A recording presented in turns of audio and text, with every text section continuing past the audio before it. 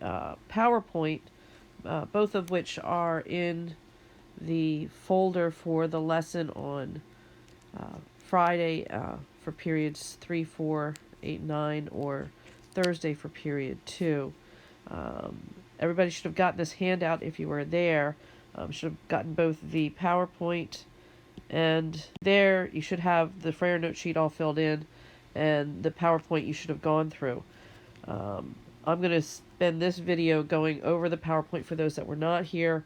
If you were there and you have all this information, you can go to the next video for solving the problems that are at the end here. Continuing on with this, momentum change and impulse. The momentum change is caused by an impulse. The greater the impulse, the greater the momentum change. So in the last unit, we talked about conservation of momentum. And you guys learned that momentum, P, is equal to mass times velocity. Actually, that was 2 units ago. Momentum is mass times velocity. And then in the last unit, we said that in a collision, when momentum is conserved, the total momentum before a collision is equal to the total momentum after the collision. So if you had 2 objects, the momentum of object 1 plus the momentum of object 2 is equal to the momentum of object 1 plus the momentum of object 2 afterwards. So if you had a situation where you had 2 objects, object 1 and object 2, and beforehand, object 1 was moving and its momentum was 4 kilograms meters per second, and afterwards the momentum of object 2, before the momentum of object 2 was 0 kilograms meters per second because it's not moving. The total momentum here is 4 kilograms meters per second, and that should be equal to the total momentum after of 4 kilograms meters per second. So that if object 1 after the collision has a momentum of 1 kilogram meter per second, then object 2 afterwards would have to have a momentum of 3 kilograms meters per second. At that point, momentum is conserved because the total momentum before is equal to the total momentum after. What I want you to see now, which you may not have seen before, is that the momentum for object 1 is not conserved. It lost some of its momentum and it went into object 2. So the momentum of the system of all the objects added together is conserved, but the momentum of the individual objects is not conserved. What happens is some of the momentum goes into the other object. The thing that causes the change in momentum, this doesn't have the same momentum before and after. The thing that caused the momentum to change is the collision with this other object. And the collision with the other object we call the impulse. The impulse of this object pushing back on that object caused this object to lose momentum and this object to gain momentum. Okay? So when we talk about collisions, oftentimes we're talking about 2 objects, but when we talk about impulse changes, a lot of the time we're talking about 1 object. Hold on just a second. So the momentum change is going to happen because an impulse applied a force over a certain amount of time to the object. So impulse is a term that describes the amount of force applied in a certain amount of time. The change in momentum happens because an impulse caused the momentum to change the velocity of the object. It's the same object, so it has the same mass, but its velocity changed. So let's go to the Frayer again for a second. All right, so ultimately the formula for impulse is a force times a change in time, and the formula for a change in momentum is mass times a change in velocity. Let's go back to the... All right, so the formulas here, impulse equals force times a change in time, and delta P for the change in momentum is mass times the change in velocity. PowerPoint.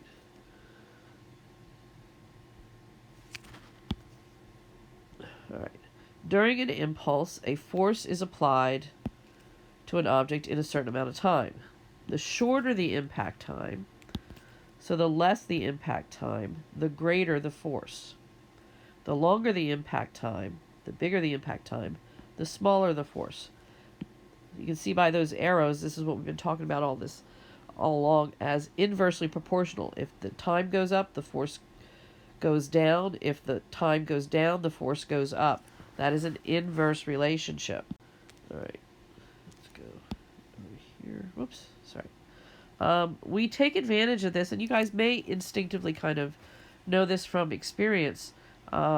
If you've played sports, specifically baseball or softball, where you throw the ball really hard, if you go to catch that ball, you're not going to hold your hand out stiff. You're going to give with it and pull your mitt back as you're catching it. And when you do that, what that does is it slows down the amount, it makes the time longer that it takes that ball to go from whatever its speed is to 0. This little cartoon here shows that if you're boxing, if you just stand there and you take the hit, like a brick wall, the change in momentum is the same as if you give with the hit. But if you do it where you're standing there stiffly and you don't give with the hit, it's you're going to have a short amount of time and a large force. Whereas if you give with it, you're going to have a small force over a longer period of time. Airbags is the main reason we have airbags, is that it takes the amount of time you're going from 50 miles an hour or 60 miles an hour to 0, and it makes it a longer period of time over which you're slowing down, and that decreases the force that you feel and the likelihood of injury. Okay, this illustrates the airbag situation where you increase the amount of time with an airbag versus a steering wheel. The likelihood of injury with the airbag is much less than the steering wheel because you're increasing the amount of time it takes you to slow down. The change in momentum is the same. The impulse is the same. What you're altering is the time and the force. And one basically takes the place of the other.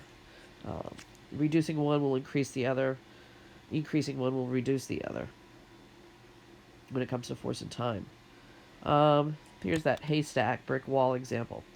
If both of these cars have the same mass and the same velocity, then they have the same momentum.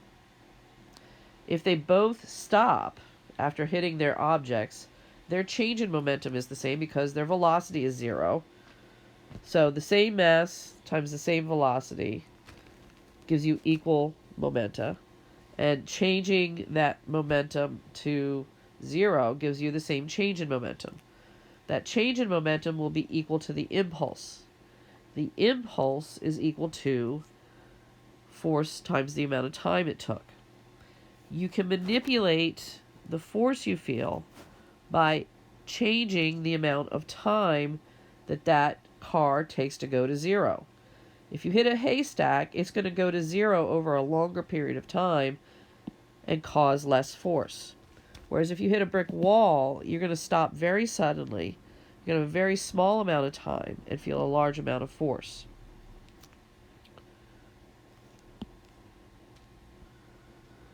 The unit for impulse, since the formula for impulse equals force times the change in time, and force is measured in newtons, and time, or change in time, is in seconds, the unit for impulse is a Newton second. Okay, we can go. Okay.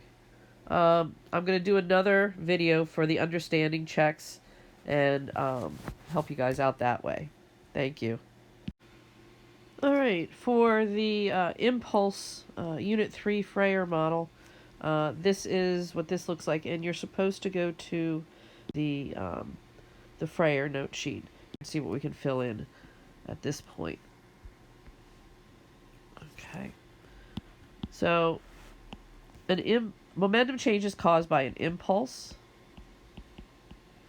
An impulse is a term that describes the amount of force applied in a certain amount of time. In order for there to be a change in momentum, delta P, an object's velocity must change.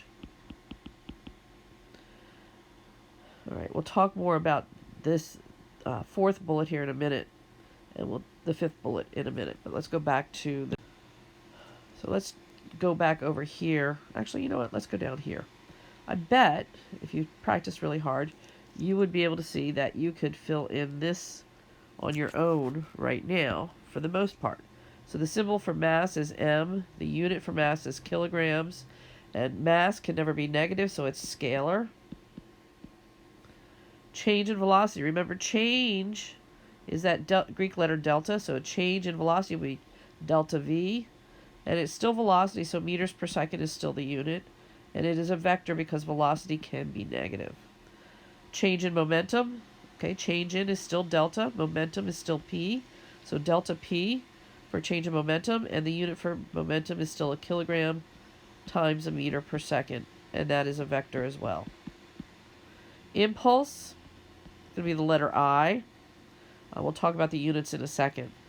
Change in time, delta for change in, time is t. We measure time in seconds, and time is never negative, so that is scalar.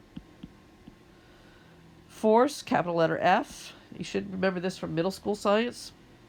And the unit for force is Newton, named after Sir Isaac Newton. And that is a vector because a force can be positive or negative.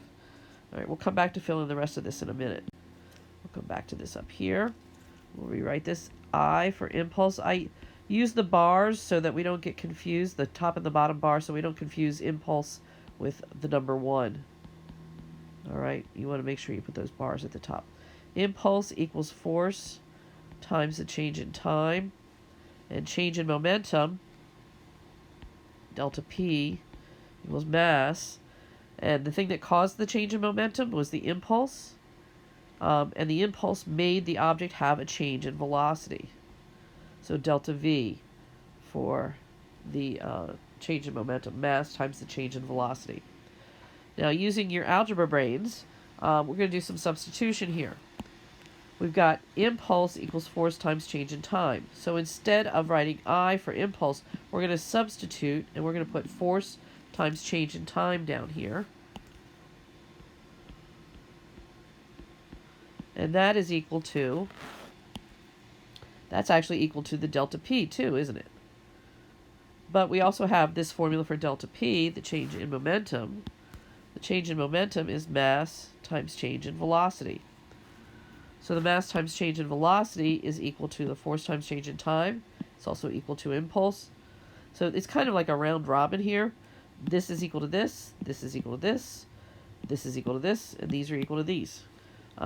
This is the impulse momentum theorem, and it's important to understand that the reason this happens is that there is an impact of how the momentum changes based upon the force and the amount of time involved. We'll talk more about that in a second. It should become clear in a little bit. All right, let's go back. So coming back over here, if we look at, if the time goes up, the force goes down. If the time goes down, the force goes up. And that is an inversely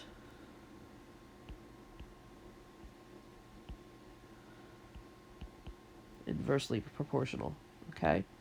So the examples here may help you remember it.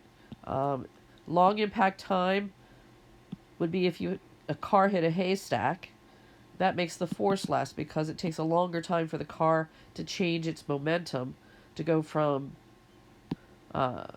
say 50 miles an hour to 0 miles an hour. The momentum change would be the same as if you were hitting a brick wall, but the impact has a different outcome when you hit the brick wall because you have less time that you're going from 50 miles an hour to 0 miles an hour. And that increases the force that you would feel in that kind of crash.